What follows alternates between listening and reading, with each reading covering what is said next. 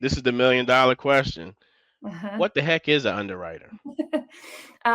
So basically, what an underwriter does is we are behind the scenes. Once the loan officer gets all of the information from a borrower, we will look at things like income, we look at credit, we look at assets to make sure that someone has the ability to buy the home that they're looking for, and can afford to pay back the loan.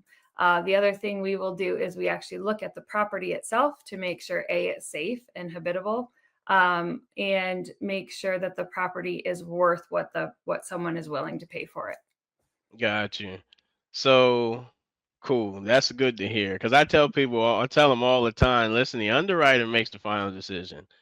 As Mm-hmm. the lender, I look at it from a scope of what the guidelines say and make sure that we have a viable deal. Mm-hmm.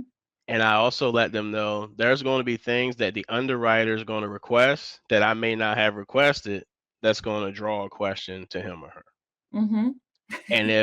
And if they have a question about it, they're going to reach back out to us and say, "Hey, we need more information on this." Mm-hmm. And I always tell people that I catch the fish, my processor cleans the fish, the underwriter cooks the fish. Mm-hmm. Okay? Now, well, why are they so stringent?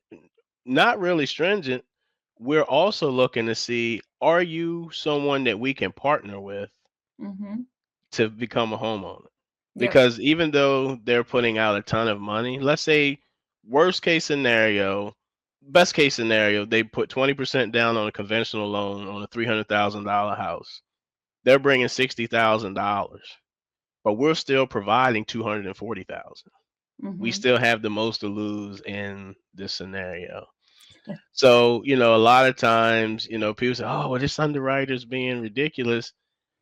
Ma- This is I'm probably jumping ahead, but why do you guys pick a file apart?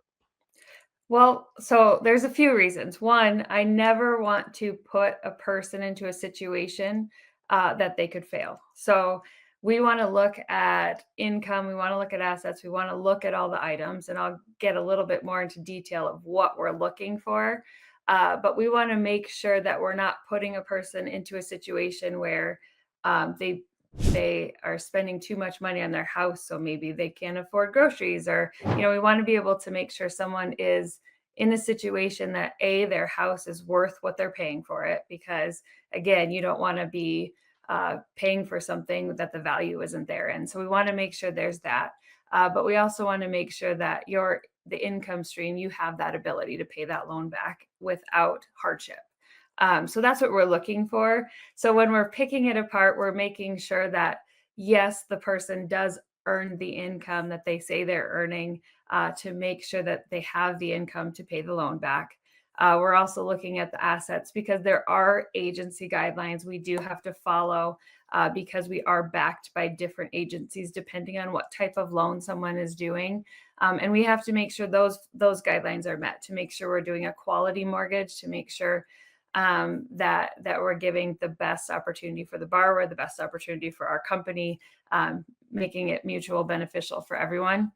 And we're also, looking at credit. Does your credit tell me that you have that willingness and ability to repay a loan? Have you repaid other loans? What kind of debt do you have? And do you have the ability, and have you proven the ability to pay us back, basically?